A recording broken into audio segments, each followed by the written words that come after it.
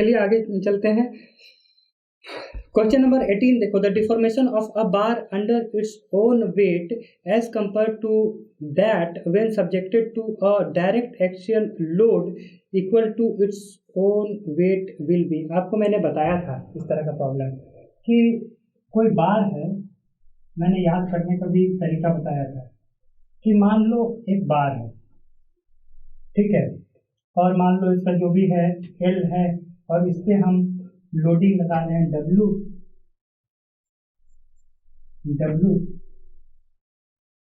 हाँ, area A है ये और यंग्स मॉडुलस ऑफ इलास्टिसिटी ई है। तो आपको पता है कि इसमें जो डेल्टा होगा वो होगा पी एल बाई ए, पे कितना है डब्ल्यू एल बाई ए ई, यही होता है। आपको मैंने ये बताया था कि इस बार को क्या करो, क्योंकि आप इसको उल्टा लटका दो। इस बार को जब आप उल्टा लगा दोगे, है ना, तो आपको याद ये रखना है कि अब सेम बार है, इसका एरिया ऑफ सेक्शन ए है, यंग्स मॉडुलस ऑफ इलास्टिसिटी ई है, ठीक है, हाँ, लेंथ आपका ये एल है, ठीक है। अब ये लोड आप नहीं लगा रहे हो, बस ये छोड़ दिए हो कि ये सेल्फ वेट से कितना इसमें डिफ्लेक्शन आएगा, ठीक है। मैंने बताया था कि इसमें जो डिफ्लेक्शन आता है आपको याद रखने के लिए आप याद रखोगे ये केस और इसका जस्ट हाफ होता है, that is W L by A E into 2, ठीक है ना। तो इस हिसाब से हम क्या क्या किस फॉर्म में पूछा है answer, the deflection of a bar under its own weight as compare to that when subject to direct. तो इसका मतलब ये हो गया, यहाँ पर delta own weight is equal to मान लो ट्वाइस, मतलब व्हेन विथ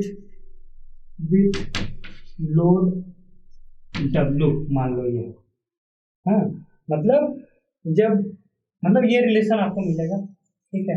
अब इससे आप बता दो आंसर जो भी होगा, हाँ, कि इसका जस्ट हाफ होगा, मतलब विथ लोडिंग का जस्ट हाफ होगा, तो उस तरीके से आंसर आपका सी होगा। अब देख लेंगे, ठीक है। बस इसमें ध्यान ये देना था कि आपको याद रखने के लिए जो मैंने बताया था कि इस तरह से जब लोडिंग कंडीशन में जब सेल्फ वेट से कितना होता है उसका जस्ट हाफ होता है, ये याद रखोगे आपको सब बन जाएगा, ठीक है। A solid uniform metal bar of diameter d and length l is hanging vertically from its upper end, the elongation of the bar due to self weight is, यही तो केस है ना ये।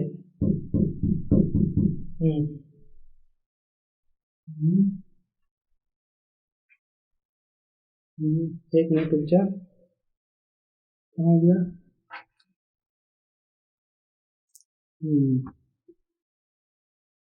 इसमें देखो क्वेश्चन नंबर 19,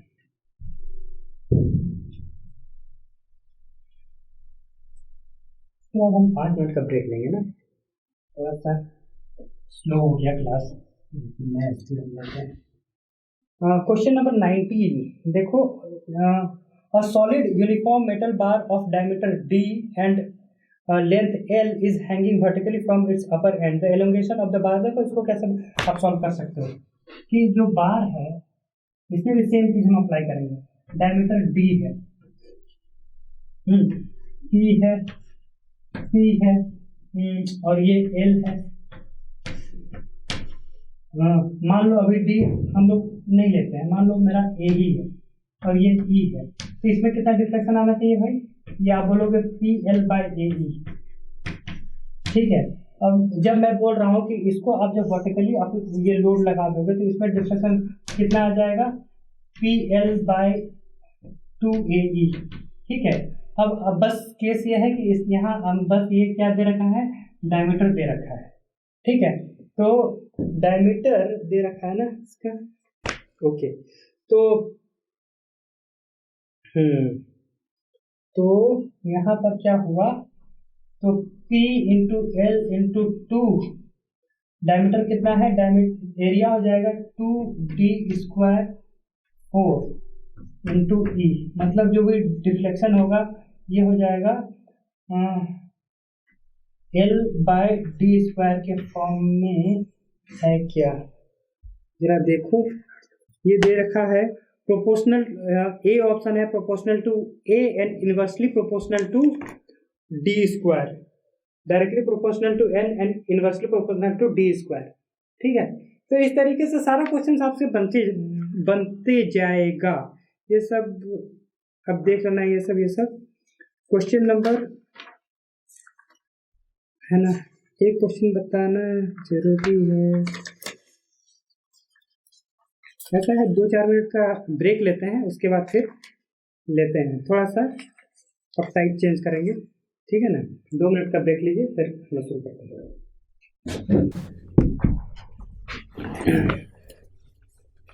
चलिए, कुछ important questions जो मेन क्वेश्चन है वो मैं करा देता हूँ आपको। बाकी सारे क्वेश्चन आपको डिटेल सॉल्यूशन आपको मिलेगा ही, आप देख लेंगे, है ना। जो अलग अलग टाइप है वो अलग अलग टाइप को मैं सॉल्व कर देता हूँ। जैसे एक क्वेश्चन नंबर 24 है जिसमें आपको सीखने को मिलेगा, मैं वो सब क्वेश्चन मैं आपसे कराता हूँ। जैसे क्वेश्चन नंबर 24 देखिए, क्वेश्चन नंबर 24 में ये बोल रखा है कि, पहले मैं कोई डायग्राम बना लेता हूँ फिर इसको एक्सप्लेन करता हूँ आपके सामने।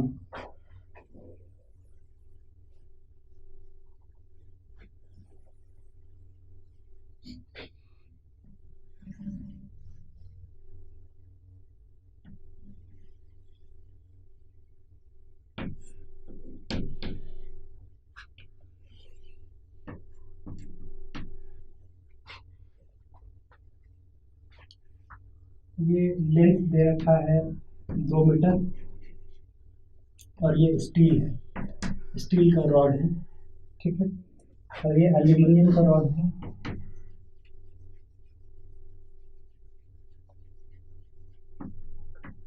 एल्यूमिनियम है, इसका लेंथ दे रखा है 1 मीटर, ठीक है, और ये कोई रिजिड बीम है।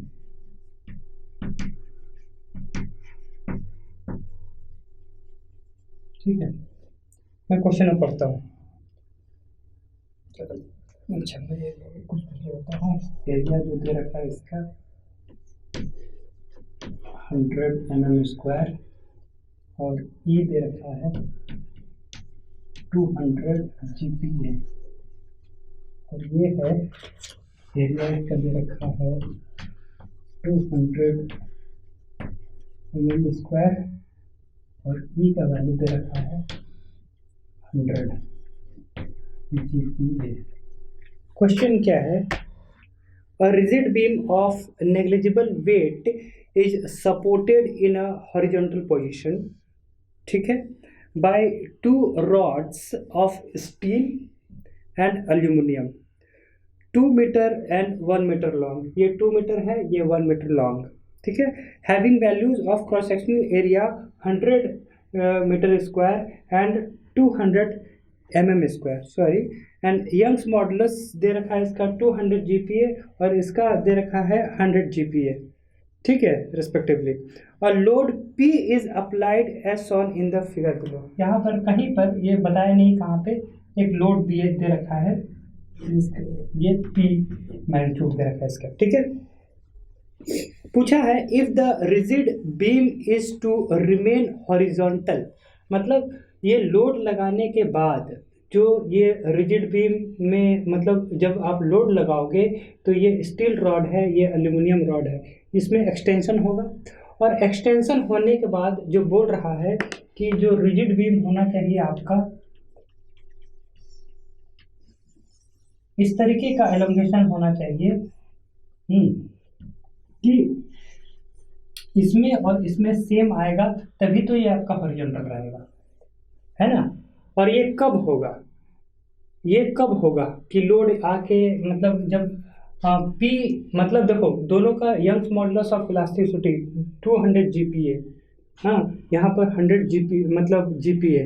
आपको पता है कि जो डेल्टा जो होता है, delta is inversely proportional to E, मतलब जो भी है, हाँ, E पे डिपेंड कर रहा है, हाँ, E पे डिपेंड कर रहा है, मतलब दोनों का डेल्टा अगर मान लो आप सेम लोड लगाओगे सेम लोड, तो दोनों में डिफ्लेक्शन अलग अलग होगा। मतलब लोड का क्वांटिटी दोनों में अलग अलग होना चाहिए, तभी इसमें सेम एलोंगेशन आएगा। इसका मतलब क्या है कि लोड किसी भी तरीके से सेंटर पर नहीं होगा। सेंटर पे होगा तो जैसा कि आपने कल देखा था कि अगर सेंटर पे रहेगा तो इक्वली इसमें डिस्ट्रीब्यूट हो जाएगा लोड। तो ये और इक्वली अगर डिस्ट्रीब्यूट हो जाएगा तो इसमें, हाँ, चूंकि यंग्स मॉडुलस ऑफ इलास्टिसिटी अलग अलग है तो एलोंगेशन अलग अलग होगा। तो लोड आपका इक्वली डिस्ट्रीब्यूट नहीं होना चाहिए, इसके लिए इसको सेंटर में ना होके कहीं साइड में होना चाहिए, तब जाके अलग अलग इसमें लोड लगेगा, है ना, तब इसमें अल्टीमेटली आपको ये सेम डिफ्लेक्शन मिलेगा। ठीक है, इसको मैं और भी मतलब सोचने का तरीका और एक दो तरीके से मैं समझाता हूँ। सबसे पहले तो इससे देखो कि आपका क्या हो जा रहा है। अगर सिर्फ आप अगर इतना सोच पा रहे हो तो आपका एक ऑप्शन तो सीधे एलिमिनेट हो जा रहा है। ए ऑप्शन दे रखा है the force P must be applied at the centre, तो ये तो होगा नहीं, तो ऑप्शन ए आपका हो गया खत्म, क्योंकि वो सेंटर पर नहीं होगा। क्योंकि दोनों में अगर सेंटर पर हो जाएगा तो सेम लोड हो जाएगा, सेम लोड हो जाएगा तो फिर ये हॉरिजॉन्टल नहीं रहेगा, तो वो तो खत्म हो गया। और दूसरी बात, आप जरा डी ऑप्शन भी पढ़ो। डी ऑप्शन क्या क्या देगा, the force on both the road should be equal. मतलब ए और जो डी ऑप्शन है सेम है, मोटा मोटी सेम ही है, बस बोलने का तरीका अलग है। इसमें बोला the force on both the road should be equal. अगर इसमें भी सेम लोड लगाएंगे, इसमें भी सेम लोड लगाएंगे तो एलोंगेशन बिल्कुल अलग अलग होगा। ये मान लो कि ज़्यादा एलोंगेट मतलब ये मान लो ये ज़्यादा एलोंगेट कर जाएगा और ये कम एलोंगेट करेगा, ये अल्टीमेटली ये हॉरिजॉन्टल नहीं रहेगा। तो इस तरीके से ये डी ऑप्शन भी गलत है। तो बचा आपके पास दो ऑप्शन। बी क्या है, the force on the steel rod should be twice the force on the aluminium rod. C है the force on the aluminium rod should be twice the force on the steel rod. ठीक है, आपको calculate करना ही पड़ेगा। इतना तो आपको देखो ए और डी तो आप एलिमिनेट कर दिए, लेकिन बी और सी में क्या होगा तो ये आपको जानने के लिए आपको इक्वेशन लिखना पड़ेगा। अल्टीमेटली आपको ये पता है कि डेल्टा स्टील और डेल्टा एल्यूमिनियम ये दोनों सेम होगा, इतना तो आपको पता है ना। ठीक है, तो delta steel is equal to delta aluminium. Delta steel क्या होगा, PL/AE। मान लो कि P लग रहा है, मान लो कि इसमें जो लोड ट्रांसमिट हो रहा है वो PST है और इसमें मान लो लोड ट्रांसफर हो रहा है वो P एल्यूमिनियम है। तो इसमें हो जाएगा PL, L दे रखा है 2 मीटर बाय AE। एरिया कितना है, एरिया है 100 mm है, mm स्क्वायर, तो इसको 10⁻⁻6 कर दो। E दे रखा है 200 GPa, 200 GPa मतलब 10⁻9। ठीक है जी, that should be equal to delta aluminium. Delta aluminium क्या होगा, PL/AE। PL इसमें कितना लोड ट्रांसफर हो रहा है, P एल्यूमिनियम। L कितना है दे रखा है इसका 1 मीटर। एरिया कितना दे रखा है 200 mm स्क्वायर, तो इसको आप 10⁻⁻6 कर दो तो मीटर स्क्वायर में आ जाएगा। E कितना दे रखा है 100 GPa। एक लाइन में आपका आ जा रहा है आंसर। देखो क्या हो रहा है, 10⁻9 तो गया, 100 गया, 200 गया, 6 गया, तो देखो आ क्या रहा है, P aluminium is equal to twice of P steel. ये कहीं जो भी ऑप्शन होगा ये आंसर होगा आपका। देखो क्या लिखा है, बी ऑप्शन दे रखा है the force on the steel should be twice the force of, ये गलत हो गया बी।